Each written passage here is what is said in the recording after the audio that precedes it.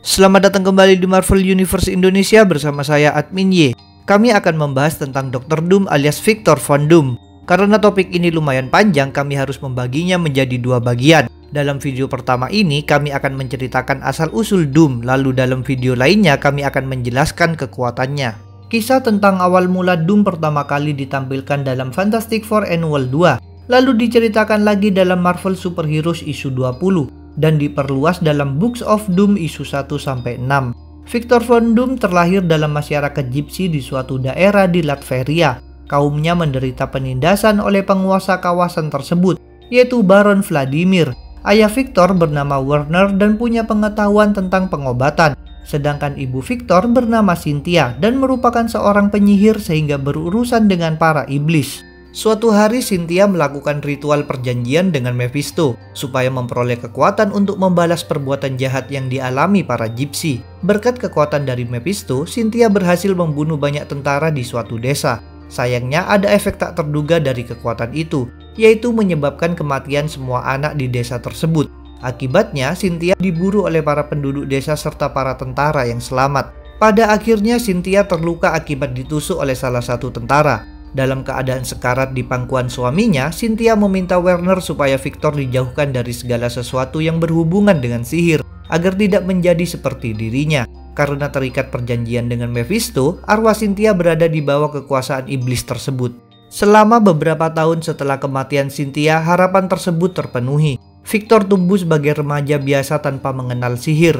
Walaupun para Gypsy masih terus berjuang menghindari kekejaman Baron, Victor punya suatu kebahagiaan pada masa ini. Dia dekat dengan seorang gadis bernama Valeria, hingga suatu hari tragedi lagi-lagi menimpa hidup Victor.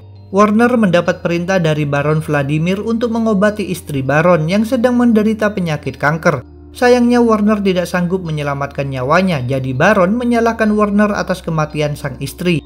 Menyadari bahwa kini hidupnya berada dalam bahaya, Werner bergegas pulang, lalu membawa Victor untuk bersama-sama melarikan diri ke pegunungan Alpen yang ditutupi salju dan es, sedangkan para anak buah Baron berusaha mengejar mereka. Selama beberapa hari sambil merasakan kelaparan dan kedinginan, Werner dan Victor harus menghindar dan bersembunyi dari para pengejar, sampai suatu ketika mereka berdua berdiam di bebatuan. Saat itu salju sudah turun lagi sehingga suhu semakin dingin, jadi Werner memberikan jaketnya kepada Victor. Keesokan paginya, Victor terbangun dan berteriak panik ketika menyadari bahwa ayahnya sudah membeku dan tak sadarkan diri. Para warga Gypsy lain pada akhirnya berhasil menemukan mereka sehingga Werner bisa dirawat. Namun kondisi Werner sudah sangat parah. Tidak lama kemudian dia pun meninggal. Mayat Werner kemudian dibawa oleh para bawahan Baron untuk ditunjukkan kepada majikan mereka. Kematian sang ayah sungguh berpengaruh terhadap Victor, bahkan sejak itu dia mengabaikan Valeria. Victor juga mulai membuka buku-buku sihir peninggalan ibunya sehingga bisa mempraktikkan ilmu mistis. Kini dia melakukan sesuatu yang bertolak belakang dengan harapan terakhir sang ibu. Victor sendiri kini punya satu cita-cita, yaitu membebaskan arwah ibunya dari cengkraman Mephisto. Sayangnya setelah beberapa tahun dia masih belum berhasil mencapai impian tersebut. Oleh karena itu, Victor berpaling kepada sains. Dia mempelajari ilmu pengetahuan dan ternyata dirinya punya otak yang jenius. Dengan kecerdasannya, Victor mampu membuat alat-alat canggih yang berguna untuk mengusir pasukan Baron, sehingga para Gypsy bisa memberikan perlawanan yang lebih baik. Saking besarnya pengaruh Victor, Baron Vladimir sampai menjanjikan hadiah besar bagi siapa saja yang berhasil membunuhnya. Berkat kontribusi ini pula, pada usia 16 tahun, Victor menjadi pemimpin masyarakatnya. Selama masa ini, Victor tetap mencoba untuk menyelamatkan jiwa ibunya namun selalu berujung kegagalan. Victor tidak selamanya memimpin para Gypsy karena suatu hari dia ditemui oleh seorang jenderal dari Amerika Serikat. Rupanya kabar tentang kejeniusan Victor sudah tersebar luas, bahkan sampai terdengar oleh pihak militer Amerika yang sekarang ingin memanfaatkannya untuk kepentingan mereka. Sang jenderal menawarkan Victor kesempatan untuk menempuh pendidikan di Amerika, tapi dengan satu syarat, yaitu Victor harus bekerja di laboratorium milik militer demi membuat senjata-senjata canggih bagi mereka. Tanpa pikir panjang, Victor menerima tawaran tersebut. Sebenarnya dia membuat keputusan itu dengan cepat karena didorong oleh suatu alasan yang tak diketahui oleh orang-orang. Pada malam sebelumnya, Victor dipergoki oleh seorang pria yang hendak membunuhnya agar mendapat hadiah dari Baron. Supaya tetap selamat, Victor terpaksa mencekiknya hingga pria itu tewas. Inilah pertama kalinya Victor melakukan pembunuhan. Dia sangat terguncang oleh perbuatannya sendiri sehingga ingin pergi jauh-jauh dari Latveria. Selanjutnya Victor menjalani kuliah di Amerika, serta mulai mengembangkan beberapa teknologi untuk militer, yaitu robot dan mesin waktu. Tanpa diketahui oleh orang-orang, Victor juga sedang merencanakan suatu proyek pribadi, yaitu membuat alat yang bisa dipakai untuk menembus dimensi Mephisto demi membebaskan jiwa ibunya. Dalam proyek ini, dia menggabungkan sains dengan sihir. Beberapa mahasiswa lain di universitas tersebut adalah Reed Richards dan Ben Grimm. Suatu hari, Reed tidak sengaja menemukan catatan pribadi Victor untuk mesinnya. Reed mempertanyakan perhitungan pada catatan itu, namun Victor justru merasa kesal dan mengusir Reed. Ketika semua dirasa sudah siap, Victor mengaktifkan mesinnya dengan dibantu oleh mahasiswa lain bernama Kurtz. Rupanya mesin itu berfungsi sehingga Victor berhasil menembus batas dimensi. Dia bisa bertemu dengan jiwa ibunya yang sedang terbelenggu serta dengan Mephisto yang berukuran raksasa dan berwujud monster tentakel. Sayangnya, kesuksesan Victor di situ saja. Mephisto menyentuh Victor lalu di kampusnya mesin tadi meledak. Akibat ledakan tersebut kamar Victor hancur sedangkan dirinya dan Kurtz menderita luka bakar. Bahkan Kurtz sampai kehilangan mata kirinya. Ketika Victor sedang berada di rumah sakit dalam kondisi kepalanya diperban, pihak universitas mendatangi Victor dan memberitahu bahwa dia dikeluarkan. Sementara itu pihak militer punya sikap berbeda. Mereka tetap ingin agar Victor melanjutkan pengembangan teknologinya. Akan tetapi Victor sudah tak peduli tentang semua itu. Yang dia pikirkan hanyalah kegagalan dalam menyelamatkan ibunya. Pada suatu malam, Victor membuka perbannya dan melihat bekas luka di wajahnya. Dia merasa terpukul dengan kondisi wajahnya sekarang, maka dia pun memutuskan untuk kabur meninggalkan Amerika menuju Eropa Timur. Tidak lupa dia juga mengatur agar segala teknologi ciptaannya mengalami kehancuran sehingga tak bisa dimanfaatkan oleh militer. Selama masa persembunyiannya ini pada pagi hari Victor berjalan tak tentu arah, sedangkan saat malam hari dia berusaha membuat lagi alat untuk membebaskan ibunya. Victor membiayai kehidupannya menggunakan uang yang dia tabung selama bekerja pada militer, tapi sekarang tabungannya semakin menipis. Selain itu, dalam hampir setiap tidurnya dia mengalami mimpi buruk tentang Mephisto. Di dekat tempat tinggal Victor ada pula seorang gelandangan bernama Otto yang selalu diusir olehnya. Walaupun tidak dikejar oleh pihak Amerika, Victor justru diincar oleh kubu lainnya. Suatu hari dia ditemui oleh beberapa perwakilan dari KGB yang mengajaknya bekerja untuk Uni Soviet. Dia menolak tawaran tersebut, namun orang-orang itu tetap bersikeras, bahkan sampai mengancam dengan senjata. Sebagai tanggapannya, Victor pun mengaktifkan suatu alat yang menimbulkan ledakan. Setelah itu, dia memperingatkan mereka untuk jangan pernah mendatanginya lagi. Pada masa ini, Victor juga bertemu lagi dengan Valeria yang memberitahunya bahwa keadaan para Gypsy di Latveria sudah semakin buruk. Baron Vladimir rupanya ingin membuat Amerika senang, jadi dia memerintahkan agar penindasan terhadap para Gypsy menjadi semakin kejam. Selanjutnya, Valeria tinggal bersama Victor. Setelah sekian lama, Victor kembali merasakan kebahagiaan karena Valeria masih mencintainya. Bahkan gadis itu tidak mempermasalahkan bekas luka pada wajahnya. Tidak lupa, mereka berdua tentu melakukan aktivitas netnot enjot-enjot. Sayangnya kebahagiaan ini harus berakhir. Suatu ketika Victor sedang berjalan bersama Valeria, sedangkan sebelumnya Valeria diberikan sekuntum bunga putih oleh Otto. Tiba-tiba orang-orang KGB muncul lagi dan langsung menodongkan pistol kepada Valeria. Mereka mengancam akan membunuh wanita itu kalau Victor tetap tak mau bergabung. Dalam situasi yang tegang ini, bunga putih dari Otto mendadak berubah menjadi perisai yang melindungi Valeria. Lalu ada ledakan energi serta terjadi baku tembak. Terungkap bahwa Otto sebenarnya punya kemampuan sihir, sehingga dia mampu menyelamatkan Valeria, sekaligus mengalahkan semua agen KGB itu. Akan tetapi, Otto sendiri tertembak dan kini terluka parah. Dalam sisa hidupnya, dia memberitahu Victor tentang suatu kelompok biksu rahasia di pegunungan di Tibet yang menggabungkan sains dengan sihir. Ada ramalan bahwa suatu hari nanti seseorang akan datang ke sana dan menjadi pemimpin mereka. Otto yakin bahwa orang yang dimaksud dalam ramalan itu adalah Victor. Jadi dia meminta Victor mencari kelompok tersebut. Sekarang Victor dihadapkan pada dua pilihan, yaitu melanjutkan hidup bahagia bersama Valeria atau mengikuti kata-kata Otto. Akhirnya, sambil diiringi isak tangis Valeria, Victor memutuskan untuk sekali lagi mengabaikan kekasihnya demi mengejar sesuatu yang dia yakini sebagai takdirnya. Perjalanan Victor di Tibet tidaklah mudah. Otto tak meninggalkan petunjuk apa-apa, jadi Victor harus bertanya kepada para penduduk lokal, serta memeriksa banyak catatan penjelajahan di sana.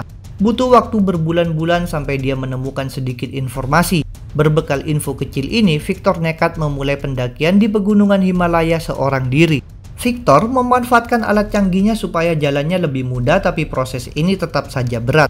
Ditambah lagi, di tengah badai salju, dia diserang oleh monster Yeti yang mencakarnya. Victor memang berhasil membunuh Yeti itu dengan alat peledaknya, tapi kejadian tadi membuat situasinya benar-benar buruk.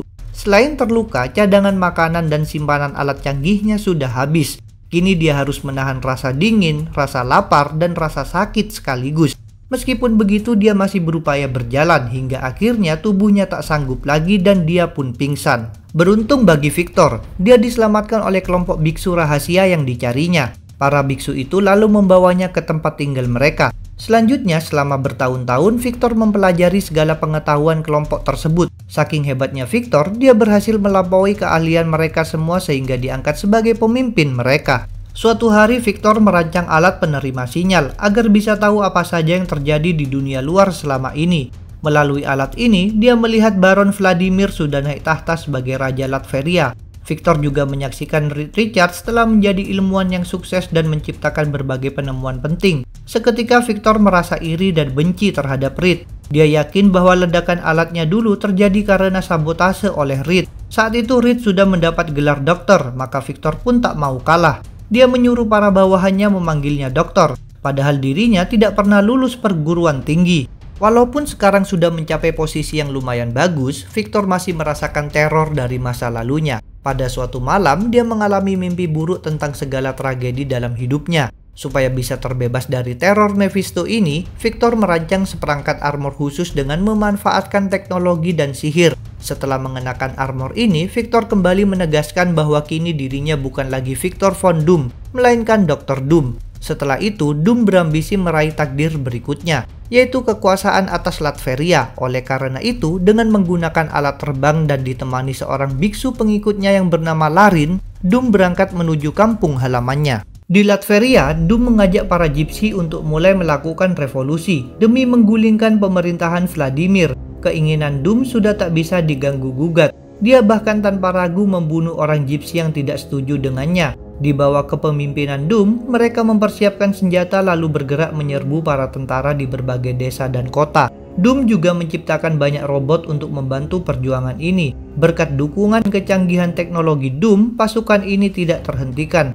Mereka mampu mengalahkan segala tentara yang mereka serang. Bahkan seiring waktu, jumlah mereka bertambah karena semakin banyak rakyat yang bergabung ke pihak Doom. Ketika wilayah kekuasaan Vladimir tinggal sedikit, Doom mengirimkan pesan kepada sang raja. Dalam pesan ini, Doom mengancam akan membunuhnya kalau tak mau menyerah. Vladimir rupanya masih keras kepala dan tetap tak mau tunduk. Maka Doom terus memimpin rakyat bergerak ke ibu kota Latveria. Setelah memenangkan satu pertempuran lagi dan menawan sejumlah tentara, Doom mendapat informasi bahwa para tentara itu ingin mengabdi kepada dirinya. Ini memberinya suatu ide, yaitu memerintahkan seorang tawanan untuk memberikan pesan rahasia kepada sisa-sisa militer Vladimir.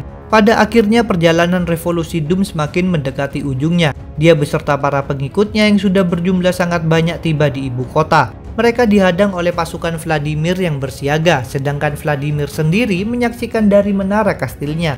Saat itu sang raja memerintahkan pasukannya untuk mulai menyerang. Alangkah terkejutnya dia ketika para tentaranya sama sekali tidak bergerak. Justru Doom yang bergerak. Dia seorang diri berjalan ke arah kastil. Secara tak terduga, pasukan Vladimir justru berlutut dan memberi jalan supaya dia bisa lewat. Rupanya mereka menerima pesan dari Doom dan kini sudah berpindah pihak. Sementara itu, Vladimir berencana melarikan diri melalui suatu terowongan rahasia di gereja. Doom tentu tak mau sasarannya kabur, jadi dia dengan cepat terbang ke gereja itu dan mencekik Vladimir hingga tewas. Dengan demikian, Doom menjadi penguasa tunggal tertinggi di Latveria. Dia menghancurkan kastil Vladimir lalu memindahkan ibu kota ke tempat ibunya meninggal dahulu.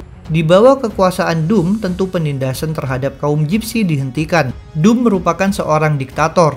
Dia sangat membatasi kebebasan penduduk, akses terhadap informasi, serta akses ke negara-negara lain. Dia juga mengharuskan rakyatnya untuk memujanya. Bahkan sejak kecil, rakyat sudah diberikan doktrin pemujaan kepada Doom. Apabila ada orang yang sedikit saja menentangnya, maka Doom tidak segan-segan untuk memberikan hukuman yang amat berat, termasuk hukuman mati. Meskipun begitu, Doom berhasil meningkatkan kesejahteraan dan stabilitas keamanan serta menurunkan tindak kriminal secara signifikan. Dalam Dr. Doom volume 1 isu 5, Fruzina Markovic yang merupakan seorang ilmuwan mantan warga negara Latveria mengatakan bahwa tingkat kemiskinan di sana adalah yang paling rendah di antara negara-negara Slavia. Dia menyebutkan pula bahwa di sana tidak ada pengangguran, peredaran narkoba, penyalahgunaan senjata api, mafia, dan korupsi. Ditambah lagi pelayanan kesehatan digratiskan bagi semua warga. Sosok Doom sendiri memang sangatlah berpengaruh di negerinya. Beberapa kali ketika Doom tidak berkuasa karena sebab-sebab tertentu, Latveria mengalami kekacauan atau perang saudara, karena memang tidak ada sosok lain yang mampu menegakkan ketertiban di sana sehebat Doom. Walaupun memiliki kehebatan dalam bidang sains dan sihir, Doom tidak merasa puas. Dia terus menimba ilmu kepada berbagai orang hebat lainnya, misalnya Morgan Le Fay, Doctor Strange, Alien Ovoid, serta Marquis of Death. Ini karena ambisi Doom sangatlah besar. Berulang kali dia berusaha menambah kekuasaan dan kekuatannya. Karena upaya ini pula dia menjadi antagonis yang sering dilawan oleh para superhero. Contoh paling dahsyat tentang hal ini adalah ketika dia menjadi raja sekaligus dewa yang disembah selama beberapa tahun di satu planet yang dibentuk dari sisa-sisa multiverse dalam event Secret Wars tahun 2015. Meskipun lebih terkenal sebagai sosok villain, Doom juga pernah bekerja sama dengan para hero ketika dia merasa bahwa tujuan mereka sejalan dengan kepentingannya sendiri. Tak hanya itu, untuk sementara waktu, Doom bahkan pernah berniat menjadi orang baik dan meneruskan aksi Tony Stark. Dalam perjuangan ini, Doom membasmi kejahatan menggunakan armor Iron Man. Itulah pembahasan tentang asal-usul Dr. Doom. Jangan lupa untuk subscribe, like, komen, dan share. Kalian juga bisa bergabung di grup Facebook, Discord, WhatsApp, like fanpage, serta follow Instagram Marvel Universe Indonesia. Linknya ada di deskripsi. Sampai jumpa lagi dalam video lainnya tentang kehebatan Dr. Doom.